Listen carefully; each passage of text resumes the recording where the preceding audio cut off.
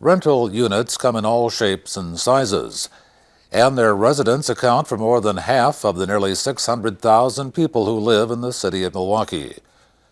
According to the U.S. Census Bureau, there are over 232,000 occupied housing units in Milwaukee. Owner-occupied properties total 105,000, housing 45% of the population. Renter-occupied units total nearly 127,000, 54% of those living in the city. City officials say a healthy rental market is critical to the long-term well-being of the city by providing safer, more stable neighborhoods. Those who have been through the Landlord training program say it provides what you need to know to operate what is a business. Well, originally we got involved with the Landlord training program because of a need, a real need for some guidance and direction in the property management of a distressed property on Milwaukee's east side. I believe 1994, 1995 was the first year that Karen Long presented the program. We were one of her first classes. My father-in-law and I attended, and we found it to be highly informational. My name is Karen Long, and The Landlord training program is coordinated by Karen Long of the city's Department of Neighborhood Services. The 5-hour course is intended to keep destructive and illegal activity out of rental properties. This program grew out of community efforts to fight drug houses, and I was involved in some of those efforts. And when neighbors would get together upset about how a drug house upsets the livability of that block and that street and that neighborhood, somehow we were under the impression that we could get on the phone and dial 911 and someone would come and fix it for us somehow. Well, we had an awful lot to learn. Subjects covered include rental agreements, ongoing management and crisis resolution, and a very important topic, how to properly screen applicants. What we're going to do is that this is probably the most important part of this evening. We'll be talking about establishing written screening criteria. What are those? You're going to put together a yardstick that you're going to measure everyone with the same way each time, every time. That's part of meeting your fair housing guidelines, okay? But what are those questions you want to ask, why you want to ask those questions, and then how you follow up to make sure that folks are telling you the truth. Exactly, yes, we'll be doing that in depth. What are the goals of the program? What are we trying to do here? Well, people have come to me and said, Karen, why are the police department and the Department of Building Inspection putting on a program such as this? Isn't the police responsibility? Well, of course it's the police responsibility, but we all have a role to play by saying, no, I'm not going to accept this activity in my rental unit. I'm not going to accept it on my block, on my street, and in my city, anywhere. Okay, and we all have a role to play in that. I want to be clear. We're not saying that you have to do the things I'm going to be talking about this evening and tomorrow night. We're saying please do these things because we need your help. Neighbors and the police can't do it by themselves. They really need landlords and property managers' assistance. We have neighbors in this city that have lived in the same house for 3 generations.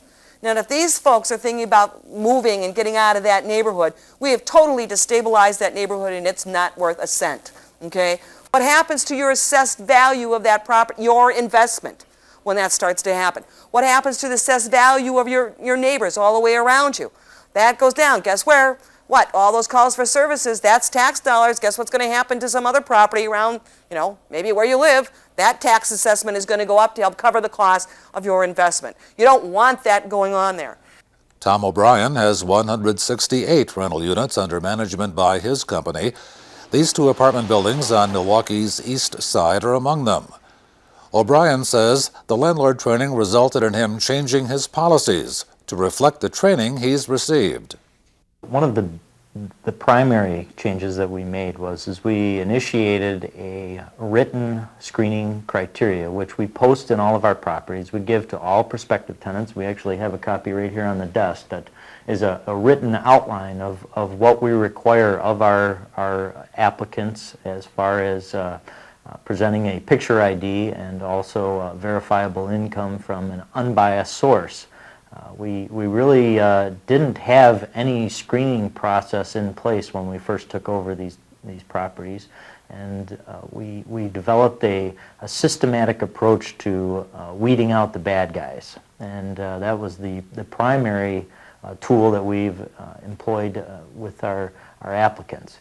We also learned about different programs of drugs and what to look for, paraphernalia in the units, looking for different types of Ziploc baggies. We also increased our lighting around the property so that the alleys were no longer dark.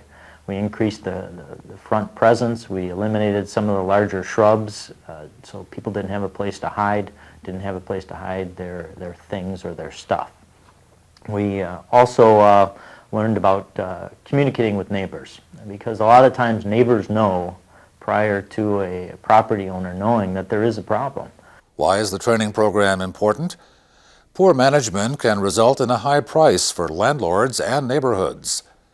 That price may include declines in property values, property damage, civil penalties, or even loss of the property, loss of rent during evictions and repair periods, and resentment from neighbors. Active management, on the other hand, can produce a number of benefits. These can include a stable, more satisfied tenant base, increased demand for the rental units, lower maintenance and repair costs, increased property values, and less crisis control. O'Brien thought so highly of the landlord training program that he now helps out, presenting the tenant screening section of the program in a refresher course.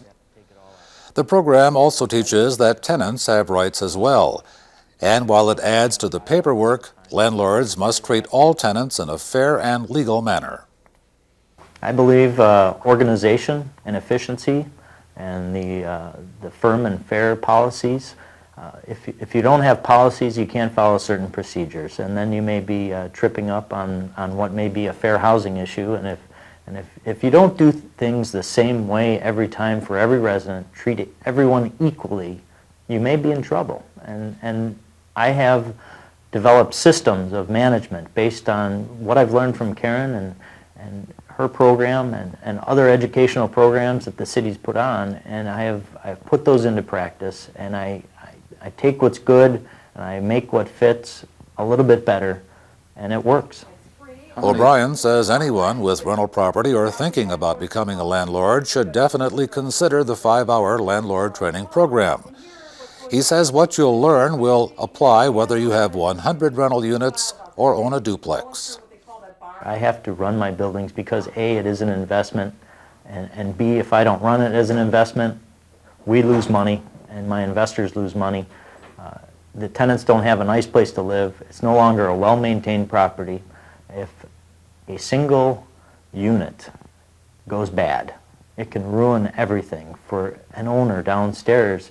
You know, I always say, would you throw away $1,000? When I start out my program, I say, because that's how much it's going to cost you to get a person out.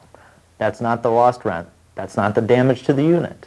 Having worked with Karen Long and the Department of Neighborhood Services over the past number of years, that we can only ask that property owners and rental property owners in the city of Milwaukee get educated, know your business, know the laws. If you know the laws and you are educated, no one out there is going to take advantage of a rental property owner. And that is the key to success. Organization, efficiency, and I believe education. If someone doesn't have 5 hours of time to spend on a Saturday afternoon and have coffee and donuts with Karen Long, then they probably shouldn't be in this business.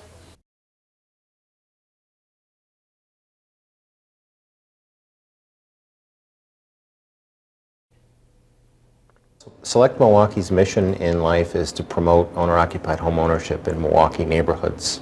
And we've been in business since 1991, and in the last 11, 12 years, I guess we've assisted over 1,000 people become homeowners in a city neighborhood.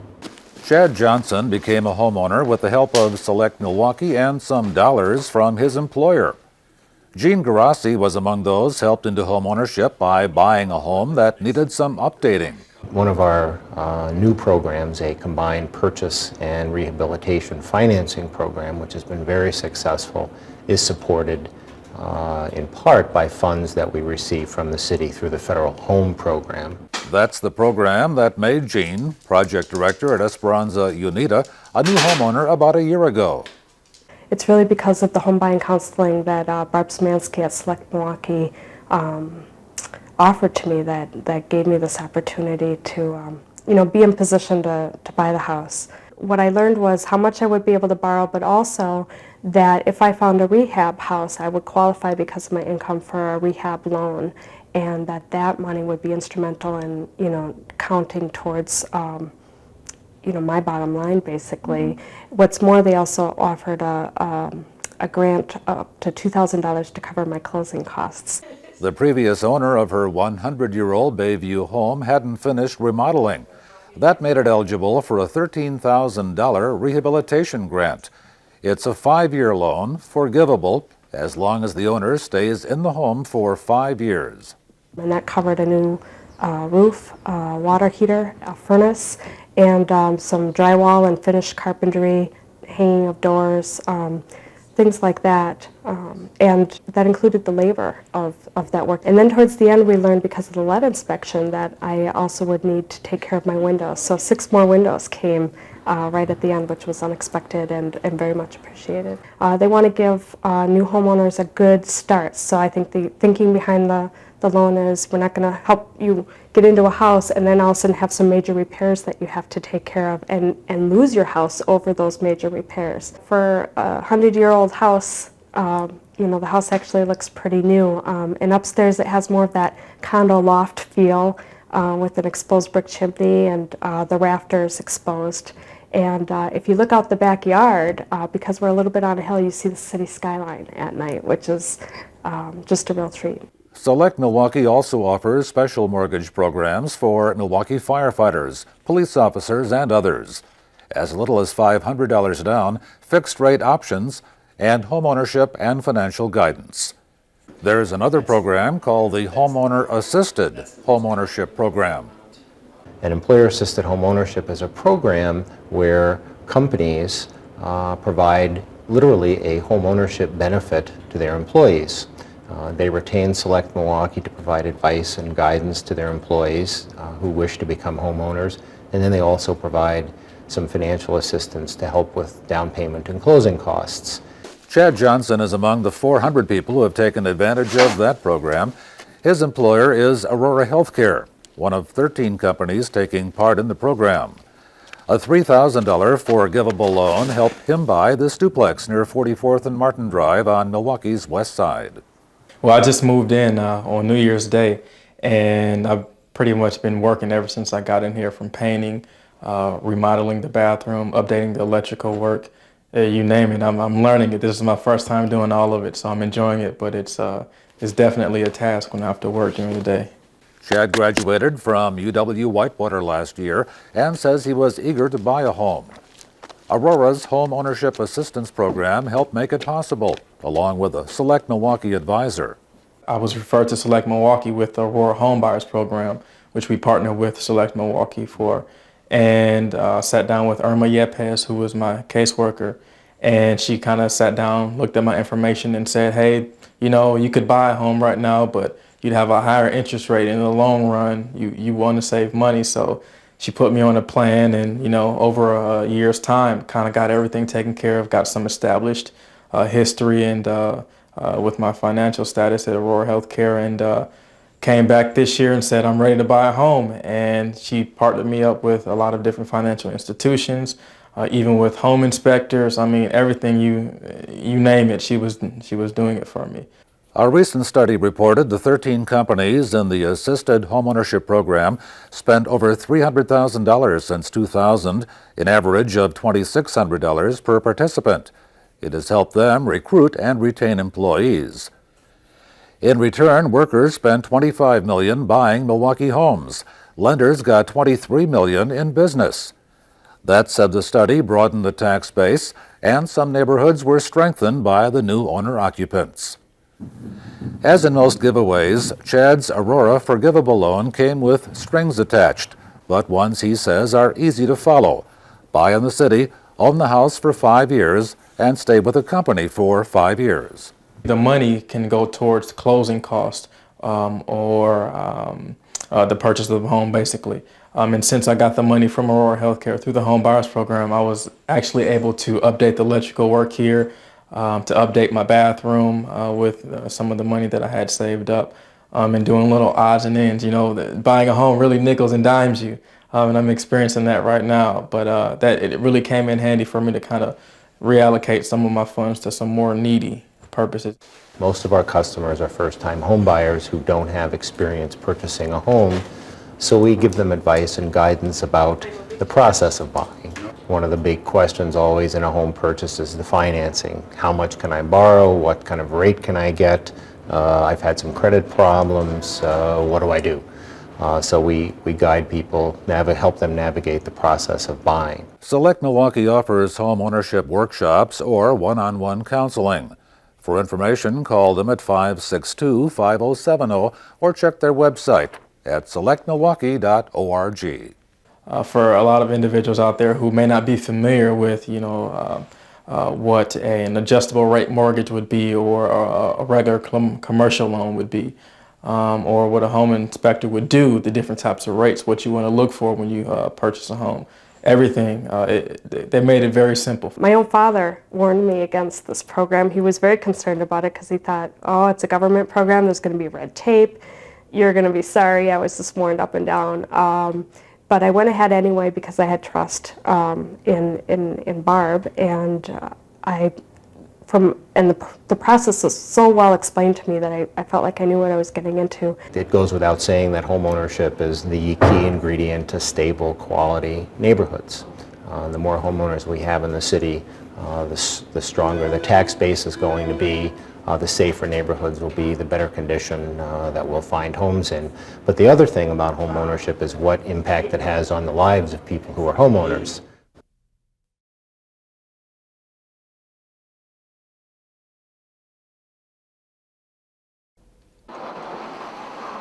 Public safety is the first priority during any snow or ice control operation on the city's 1,400 miles of streets. And the Department of Public Works does not automatically apply a uniform amount of salt throughout the city. Yeah, we do have sensible salting, and actually we were among the first municipalities in the country to have calibrated sensors. That means that we have an ability to adjust the amount of salt that we're putting out for the circumstances and the environmental conditions as they arise. So our trucks can go between 300 pounds per lane mile and 800 pounds per lane mile.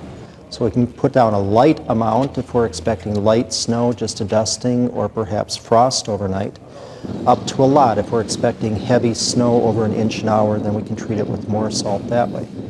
We can go at various measured levels of response. If they're expecting just a frost event or a trace or a small amount of snow, we can call out 18 trucks and salt the bridges in the city of Milwaukee to make sure that they're safe. If they're estimating more snow, or if temperatures are dropping quickly, we then call out a general ice control, which is 90 trucks. And with those 90 trucks, we can cover the entire city in about 4.5 hours' time, mains and side streets. Streets are prioritized for salting operations based on a number of factors, including traffic volume, public transportation routes, and access to emergency services. At times, DPW will salt arterial streets before a storm. Well, there have been studies done by the National Highway Commission on pre-salting or anti-icing. And it's been found that putting de-icing agents down prior to the arrival of the moisture prevents bonding to the pavement, which allows for better safety at the front end of the storm. But it also allows for a cheaper cleanup at the back end, less time needed to break that bond at the back end of the storm and either plow or have solar energy break the streets through for us. You'll often see an isolated salt truck out on main or side streets. DPW may use 1 or 2 trucks to tackle intermittent salting of isolated slippery spots. Streets that aren't breaking through during the daytime, any safety concerns that might be, and often you might see a little bit of thawing and refreezing, even in cold temperatures from the solar energy or from the salt agents causing some melt off of the ice. You may have to go back and do a little touch-up salting to ensure the public safety out there. Why salt and not sand? Sand becomes problematic. It doesn't really stop the bonding of the freeze of the moisture into the pavement. It simply covers over and creates a friction. So it's not as effective, we don't believe, in an urban environment with stop and go lights and a lot of traffic going on right now. Sand also presents a secondary problem of having to clean it up after the fact. So in spring, how are you going to take care of the sand? Is it going to go down your sewer system and cause some other problems later on? So we'd rather break that chemical bond and get back down to bare pavement on our main streets and on the crowns of the side roads. Sand won't do that for you. Salt runoff into area waterways is an environmental concern. One of the main reasons for implementing the sensible salting policy was to minimize the amount of salt that eventually washes into Lake Michigan. There are people that think we should not be using salt whatsoever. In an urban environment, it makes sense. And we try to put down only enough salt commensurate with the amount of moisture that we have coming down. As an old environmentalist friend told me, dilution is the solution to pollution. So if you put down just enough de-icing agent for the amount of moisture you have, it's going to be diluted, it's going to drain off in the thaw that comes naturally, and it's not going to be a problem to you. And that's why we've calibrated our trucks to only put out as much as is necessary. Which means we don't expect every lane of every side street in the city to be bare pavement all winter long. That would be overkill. One more thing. The city is responsible for maintaining city streets. The county is responsible for snow and ice control on some county roads in the city and the area freeway system.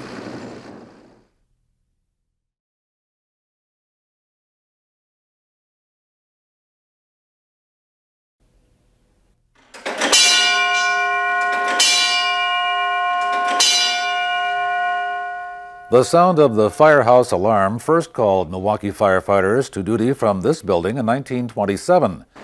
The bungalow-style firehouse, in active service until 1996, is now a fire education center and museum. You really don't know where you are until you know where you've been. And you establish a benchmark or a relationship to that too. And I think you have a greater appreciation for what you have, for what your predecessors did and what they had to utilize in order to do their job. We have been able to gather artifacts and memorabilia from the fire service basically from the time the Milwaukee Fire Department started. We have some pretty old pieces of apparatus here which were hand-drawn and hand-operated. But I personally view this as a firehouse. We've tried to maintain it looking like a firehouse and not like a museum. As if they just walked out the door and left it as it is today. And we've tried to accomplish that. The center's director is a volunteer firefighter, longtime member of the Milwaukee Fire Bell Club, with an interest in the topic that dates back to when he was a youngster. The center is a joint effort of the Milwaukee Fire Department and Fire Historical Society.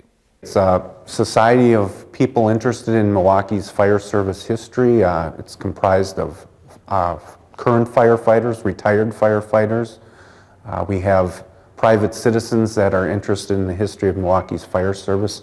We all join together to preserve that history, and this building is a good example of that. It's important, us as a fire service, to remember where we came from, some of the old fire apparatus that we've had, and the people that have gone before us to make it the proud service that it is, that we remember that and that we keep that in mind as we do our duties. The room that we're standing in right now is a day room, alarm room.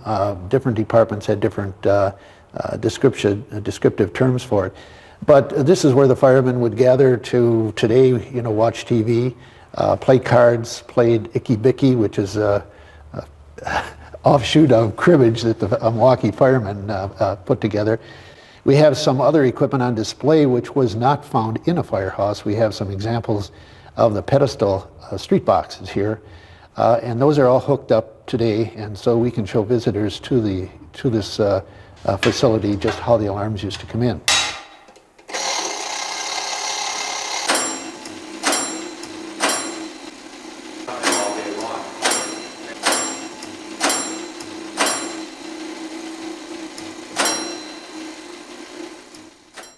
What we like to do is display the tools and accessories that were used by the firemen on the equipment as they were stored or as they were used. And in this room we have two hand-drawn pieces of apparatus which are on loan from the Milwaukee County Historical Society. They date back to the 1860s. One is a hand pumper and the other is a hand-drawn hose reel. We have a 1927 pumper that was built in the Milwaukee Fire Department shops during the Depression. We have a 1930 ladder truck, which was also built in the shops. Milwaukee built in the 30s, late 20s and early 30s, about 18 pieces of apparatus in their own shops, and they were built more or less from scratch. They had some real fine craftsmen in the Milwaukee shops, as they do today. They had people that could do copper work, sheet metal work, mechanical work on the pumps or the engines, and they did a good job. They were long-lasting. They lasted a long time. When we decided that we were going to make this as pure as possible, our restoration, and do whatever we could to make it look like it did when it was built, we decided to go ahead with a major project, and that is put the original type doors back on. We decided to leave the overhead door on as additional insulation for the building, also to show the transition from the original folding doors to the overhead doors. And that turned out quite well. We're real pleased with that. The Fire Education Center and Museum is open the first Sunday of each month from 1 to 4 p.m. Group tours are available by appointment. You can call 286-5272 for information.